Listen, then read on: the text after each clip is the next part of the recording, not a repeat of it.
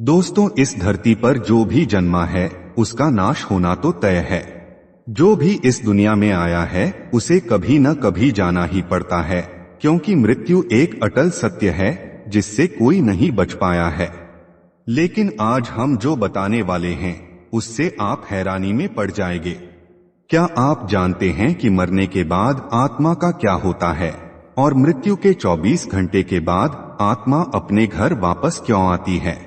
कितने दिनों तक वह अपने घर में रहती है, कहां कहां जाती है? इन सभी सवालों का जवाब गरुड़ पुराण में विस्तार से बताया गया है। गरुड़ पुराण के अनुसार मृत्यु के पश्चात आत्मा को लंबा सफर तय करना पड़ता है। मरते समय आत्मा को ले जाने 2 यमदूत आते हैं। जो लोग अच्छे कर्म करते हैं उनको आदर पूर्वक, और जो लोग पापी होते हैं उनको प्रताड़ित करते हुए यमलोक ले जाते हैं।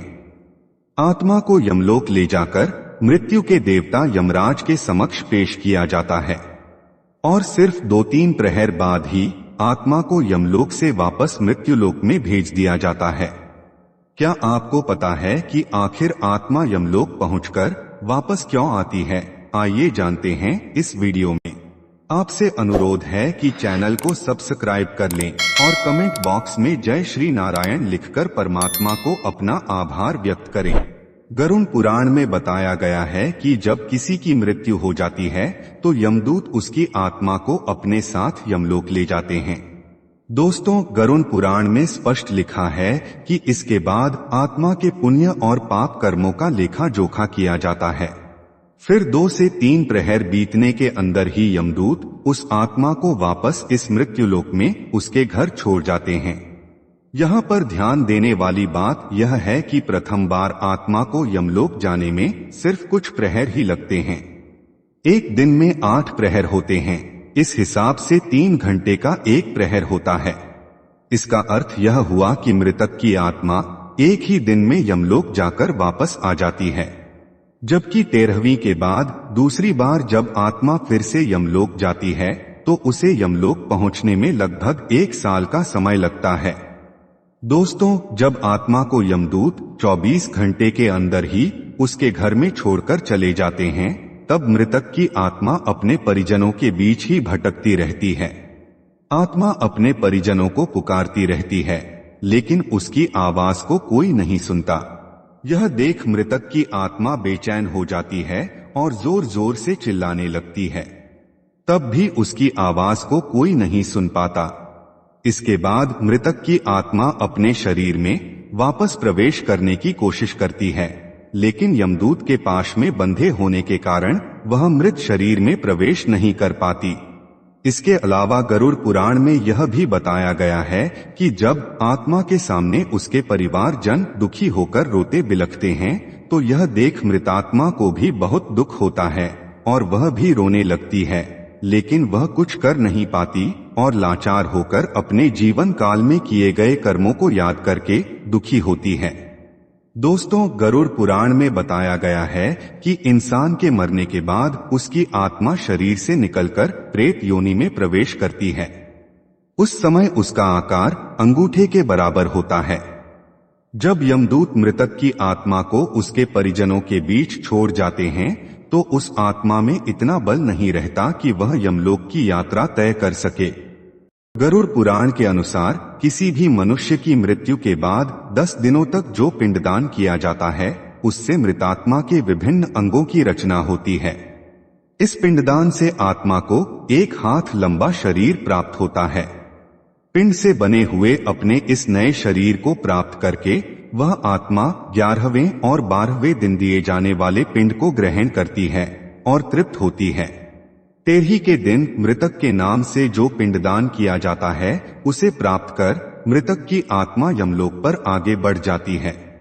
अर्थात मृत्यु के पश्चात 13 दिनों तक जो मृत आत्मा के नाम से पिंडदान किया जाता है उसी से आत्मा को मृत्युलोक से यमलोक तक जाने का बल मिलता है। दोस्तों, इसलिए गरुड़ पुराण में बताया गया है कि जब किसी मनुष्य की मृत्यु होती है तो उसकी आत्मा 13 दिनों तक अपने परिजनों के बीच भटकती रहती है। इसके बाद मृतक की आत्मा मृत्युलोक से यमलोक के सफर पर निकल पड़ती है। जिसे पूरा करने में उसे 1 साल अर्थात 12 महीने का समय लगता है। मरने वाले की आत्मा के निमित्त जो भी पिंडदान किए जाते हैं वही खाकर मृतक की आत्मा पूरे 1 वर्ष तक यमलोक के मार्ग पर बढ़ती रहती है। दोस्तों, अब आपके मन में सवाल उठ रहा होगा कि अगर किसी मृतात्मा के निमित्त पिंडदान नहीं किया गया तो क्या होगा?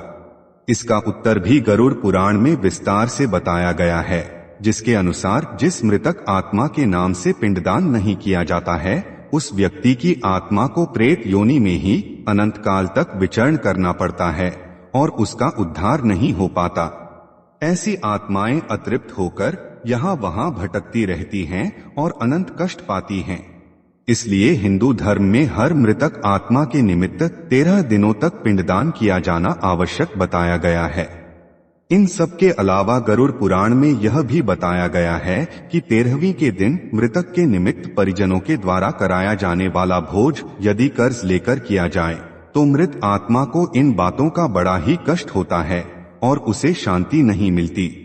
साथ ही गरुड़ पुराण में यह भी बताया गया है कि जो व्यक्ति मृतक के परिजन को कर्ज लेकर भोज कराने को विवश करता है, ऐसे इंसान को यमराज कभी भी क्षमा नहीं करते और उसकी मृत्यु के बाद उसे कई तरह की यातनाएं दी जाती हैं और अनेकों कष्ट भोगने के बाद उसे वापस मृत्युलोक में भेज दिया जाता है।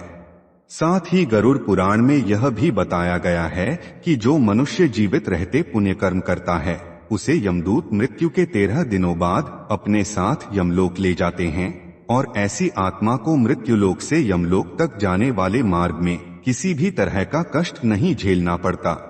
वहीं जो मनुष्य अपने जीवन काल में बुरे कर्म करता है उसे यमदूत पूरे रास्ते कई तरह की यातनाएं देते हैं, जिससे वह थर थर कांपने लगता है और यमदूतों से बार बार क्षमा मांगता है, लेकिन यमदूत उसे क्षमा नहीं करते।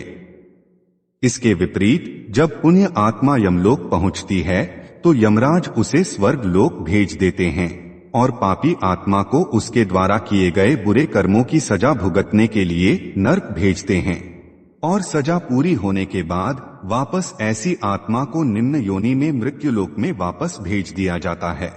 दोस्तों, उम्मीद करता हूं कि आपको समझ में आ गया होगा कि आखिर मृत्यु के 24 घंटे बाद आत्मा अपने घर वापस क्यों आती है। अगर ये बातें आपको समझ आई हो तो वीडियो को ज्यादा से ज्यादा लाइक और शेयर करें।